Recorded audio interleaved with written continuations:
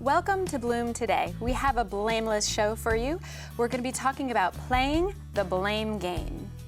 Hi, I'm Paula Wallace, president of Bloom in the Dark, and this is Ginny Priz, the single-handed serenity coach.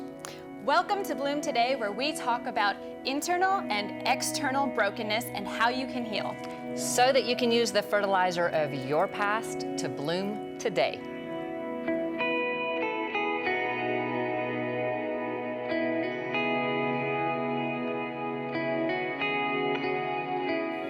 Hey everybody, today we are talking about playing the blame game, which means, Ginny, it must be your fault. It's not my fault. It's definitely your fault. What? I don't even know what we're talking about, but it's definitely not my fault. The funny thing is, when it comes to this blame game, it's usually Satan blaming us. Sometimes other people blaming us. Right, or we feel like we are blaming us, even though Satan does it first, and sometimes in our mind, and he's like, no, it's your fault, it's your fault. And then we say, oh, it must be my fault. Right. It must be my fault. And then you start getting shame and guilt and condemnation, and it digs a hole for you that you can sink into super, super fast. And I wish I did not know anything about this particular blame game. Yeah. But I might have run into it a time or two in my life. Yeah.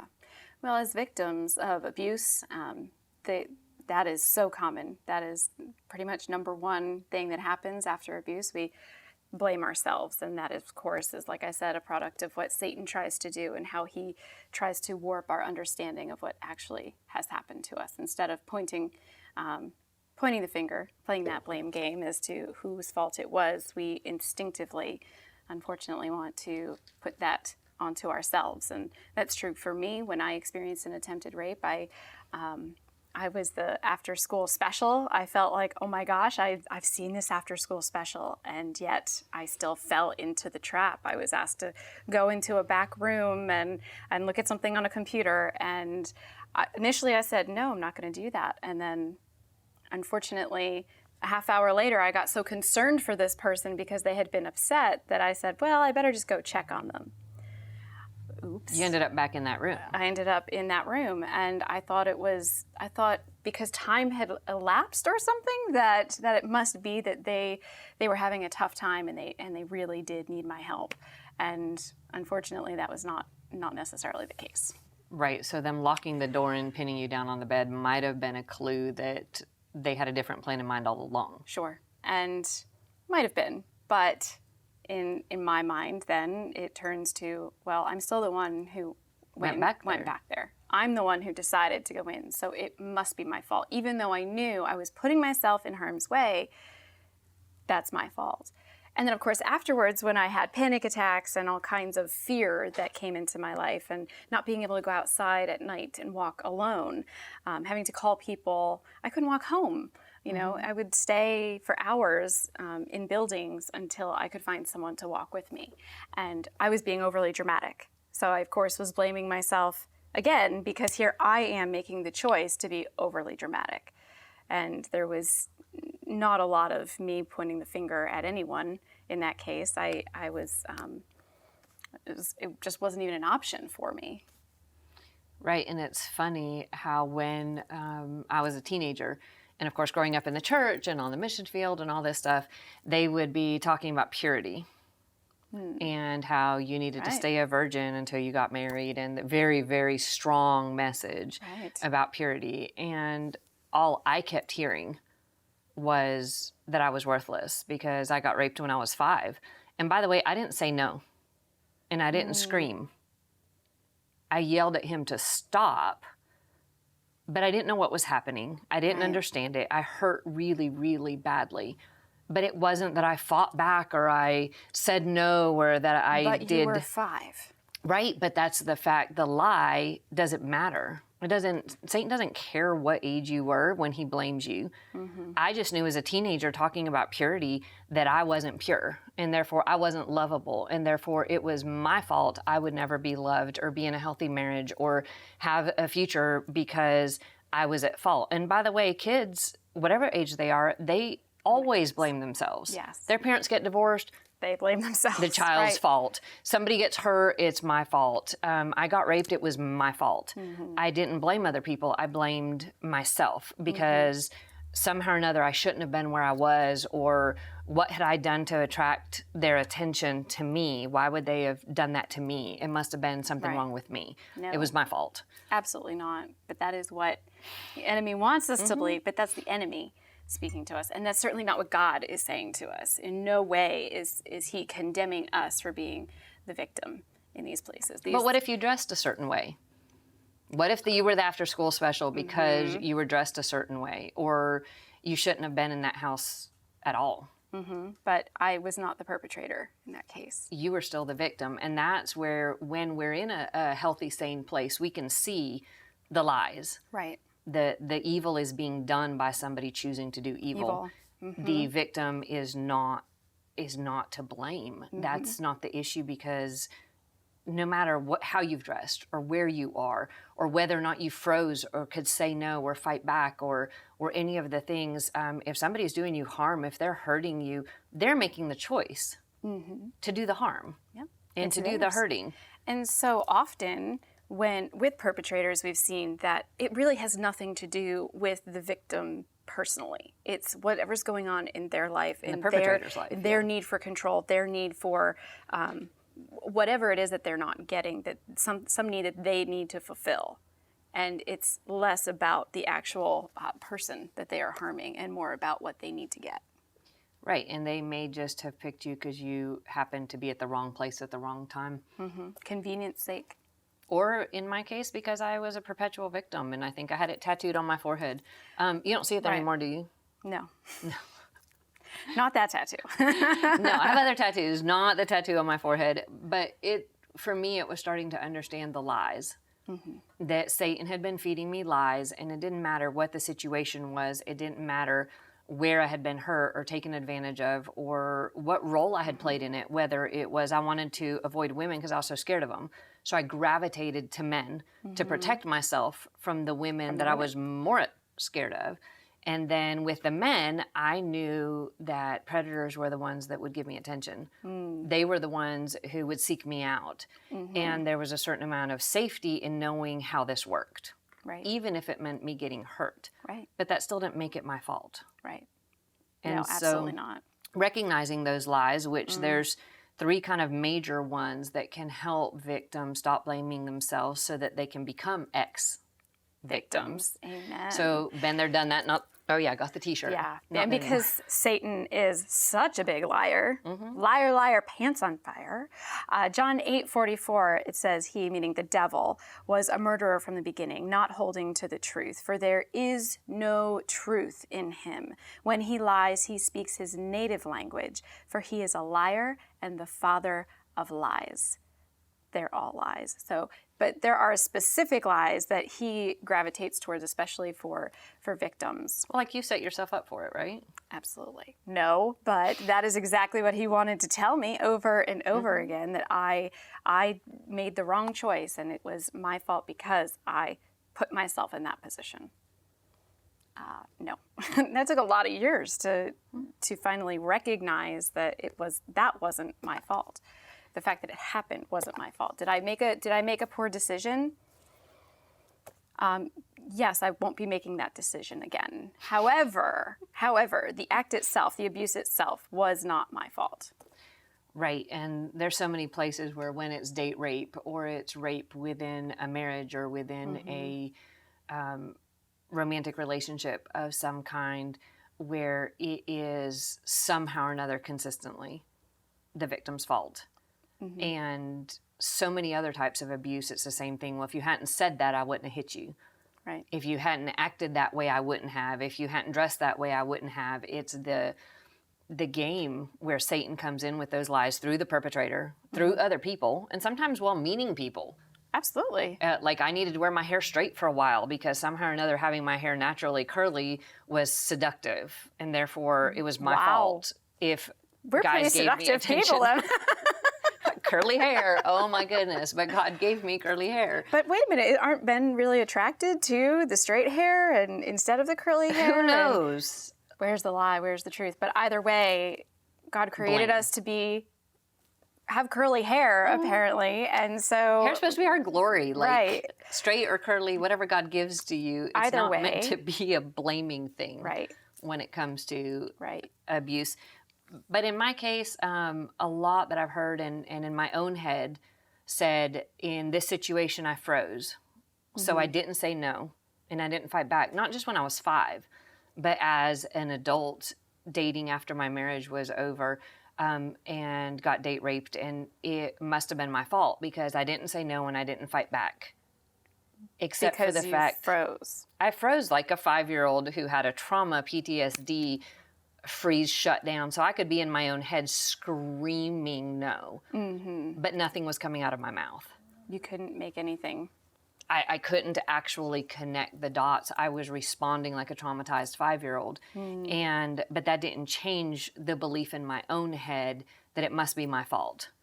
Because even if I tried to push away or even if I just completely shut down, somebody took advantage of me when I had previously said no multiple times. Right. When I wasn't in a trauma state. Right. But when push came to shove, I couldn't fight back or say no in that trauma. Right. And then I know there's also circumstances where if someone says no, the consequences of that are even more, where their life is threatened. And so if they didn't say no for survival in that moment. Coercion. Right. Where fear is the dominant factor, and we recognize it when it's a gun to someone's head. Right. But what if it's the threat to harm your children? Or the threat to harm any of your family. If the threat of children. If you tell anyone or say anything, I'm going to hurt your sister. Right. And Satan wants to just use that again and push that against you as the victim. Yeah, and even the places where somebody said yes because they didn't know what they were getting asked. Right. So they get asked, oh, do you want to do? And they're like, oh, yeah, sure, not having a clue what they're saying yes to. And then they find out through the trauma that they were saying yes to something absolutely different than what they understood. Right. And then the lie comes in after that, well, what if you got pleasure out of it somehow or enjoyed it? What if you had something, feelings, or your body responded in some way? Then it must be your fault, right? Oh, you mean if your body just decides to work the way it's supposed to, and, reflex, and reflexively, so in sexual abuse, if you are in a place now, I've worked with, I have not had a personal experience with this, but I have worked with women who have said my body betrayed me, right? In that their body response was a pleasure response, but in their mind and their emotions, this is not how they want to respond to this. So then they blame themselves for having a response that their body is hardwired to have. Right. And I think we had discussed this before, and I had said if you sneeze because there's dust in the air, are you going to blame yourself for having that reflex, or are you going to say no, it's just a sneeze? And my body is wired to do certain things. It's wired to have a reflex, and I don't need to be shaming myself for that reflex. Right, and in cases where it's a family member that is doing harm, especially sexual harm and molesting a child, so many times the child feels like they're going to lose the parent or lose the family relationship with somebody if they stop. Right. That abuse. And then when their body does respond in that framework, then they're like, it really, really must be my fault because there were, pleasure sensors involved in this. And even if in my case, like it was just flat out pain, there was no pleasure involved at 5 years old with a rape, but it was still where my mind was then triggered to tie pain and pleasure in a sexual context as an adult, and can twist all kinds of things up when you're discussing this. And it's still going back to, again, whether the manipulation is control, coercion, a relationship that'll be withdrawn if you don't perform or continue in this abuse, whether it's just a physiological issue. When it comes down to it, anybody that is harming somebody else, taking inappropriate use of an adult with a child. That's why there's an age of consent. If it's under that age of consent, it doesn't matter what they think, what they say, it is still abuse. It's still statutory rape. Absolutely. And many times that is a trained, conditioned victim response when somebody is acting out at that age. So I wish it were different. Yeah. But once we start recognizing these lies, then we have a chance to really start seeking after the truth so we can heal. Absolutely. In these areas. Yep, it's a tough subject, but Satan is a liar, and if you want the opportunity to dig into this a little bit deeper, you can go to our website, bloomtodaytv.com, and we have an exercise, a coaching tool for you to walk through. It's just some questions, some more explanation, and some baby step exercises to help you moving in the right direction towards healing. And we have a guest. We have a fantastic guest that I'm so excited to bring on. An ex-victim who has a powerful story. Karen Brockington, would you please come in and join us? Please. And Ginny, can you give her a hand, Oh, I please? can give her a hand. Karen, I'd like to give you a hand. Wow, this is so cool. Hands down, no pun intended. That's so cool. Hello, how are you guys Thank you so much doing? for coming on. You made our mugs. Purple, that's my favorite color. Purple. Yeah. We got it going on. Everything, I don't know yeah. what happened to her. She's not wearing purple. She didn't get the memo. I didn't. No, evidently not. Next time, would you send me the memo, please? Yeah. That way she could wear purple with us. Exactly. Amen. Karen, thank you for being here. We so appreciate it. Thank you for having me. We were talking about Thank you a tough subject today. And I know that it's something that is close to your heart as well. Would you share with us a little bit about why that is?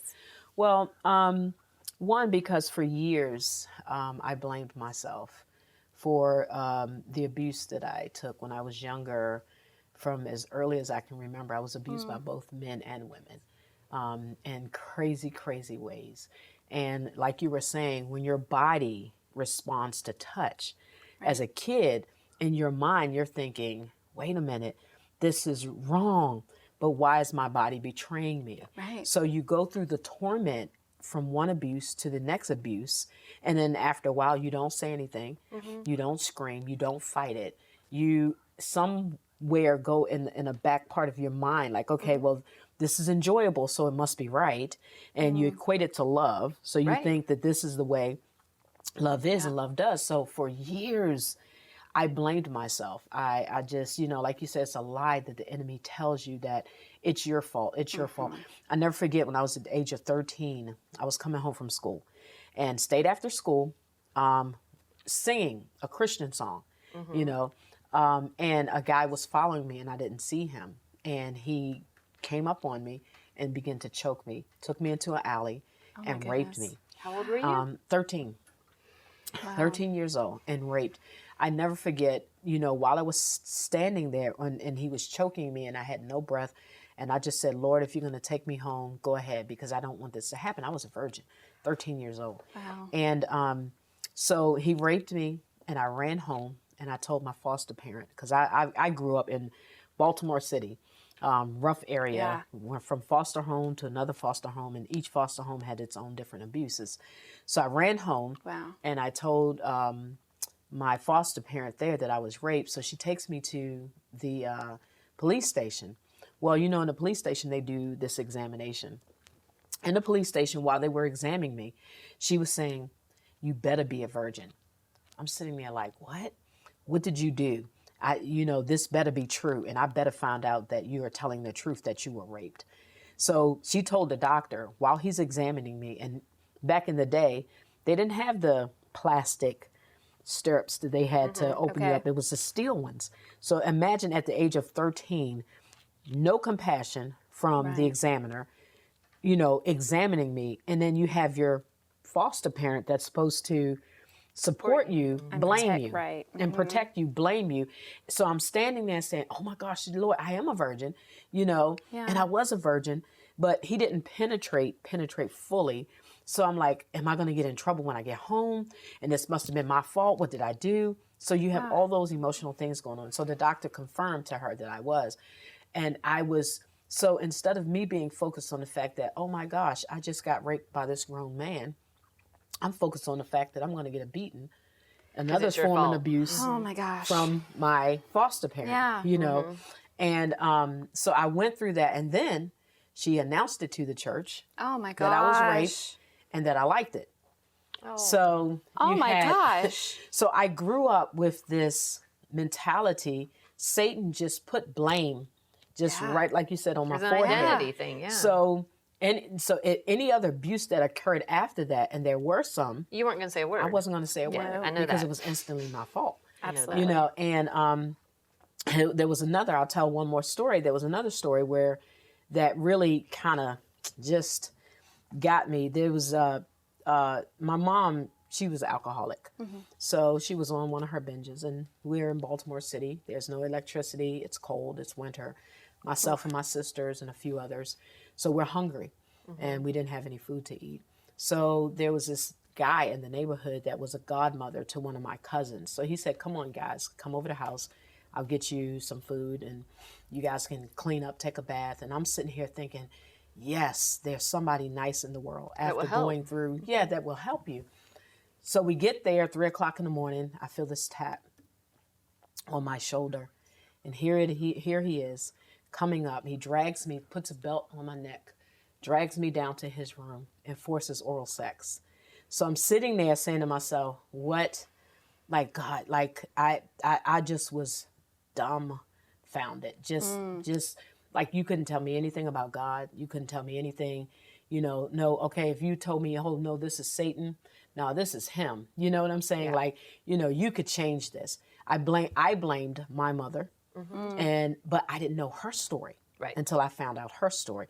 I blamed the abuser. I blamed everybody else, and the biggest blame was myself. Of course, Because because the you enemy went there told me- looking for food, Yeah, right? Like, and here's the thing: when I woke up that morning, he gave me a $2 bill, and I took it because we were hungry, and that even more put this thing on me, like, oh, you can get money for this, and should you do this for money? But then something in the back, it just was this torment.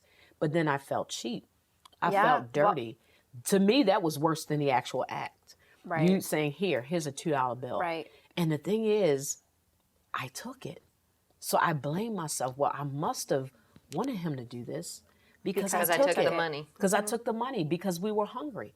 But one day, at the age of 40, because you know how it is when you're an ex-victim, you go through life, everything you do. No, I didn't do this. Nope, it's not my fault. I didn't do it. You get this complex about every little thing somebody's going to blame you for. Right. Even now, sometimes I go back into that at my 50s, go back to that. Nope, I didn't do it. It wasn't me, because You're Satan, scared.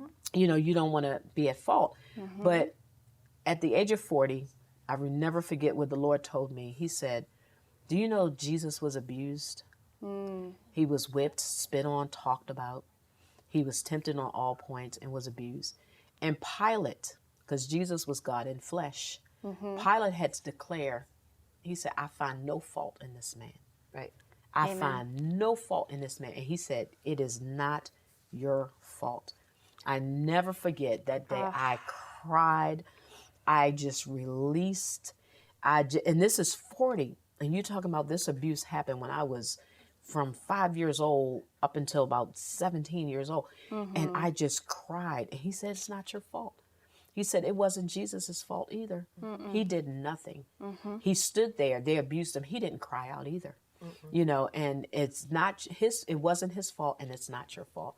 And God began to work on me and deliver me and to heal that, and did not allow the enemy to let me be overtaken with blame, because a lot of times if you get stuck in blame, then everything you do, you're going to revert back to the blame becomes your security blanket. Right. Absolutely. So if you do something wrong, it's because of this.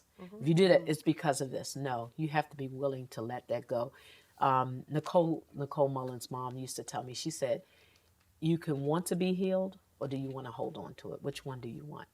And I said, I want to be healed. She said, then you're going to have to let go of the blame, let go of all of that. So when I stopped blaming me, then I was able to forgive the abuser. Right. Then I was able to not blame my mother. Start getting freedom. And start getting freedom.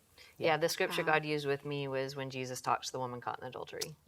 Neither do I condemn you. Yes. And that was when she was caught. There was no question. And in that case, they weren't saying it was rape. They, you know, it might have been. You never know. Yeah, but absolutely. Jesus is saying, I don't condemn you. And how do we condemn ourselves if he's not condemning us? Yes, when absolutely. He's paid that price for us. So did. you had a beautiful song. Man. With that you said spoke to you in this. Yeah, during the process, I think it was right after the abuse with the oral sex, and then right after that, you know, I was raped by my mom's boyfriend, and you know that's a whole nother other, and I wound up getting a beaten for that, you know, because she thought I was. They got us drunk. You were stealing her guy. Yeah.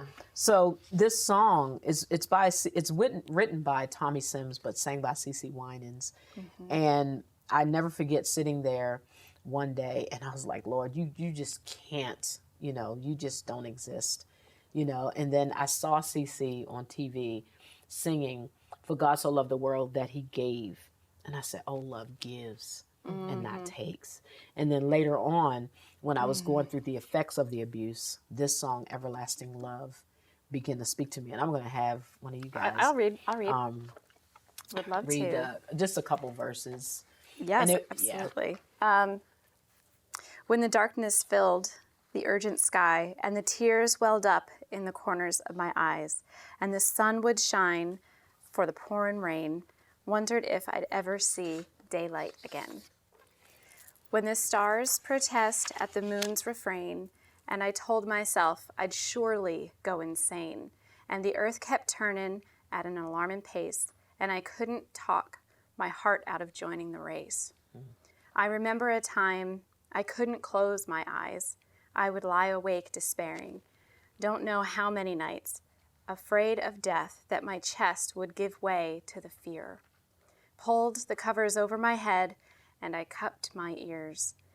In attempt to escape the deafening sounds of silence, in attempt to escape these constant visions of violence, and with death as close as it could possibly get, heard a voice in the distance saying, "CeCe, not yet."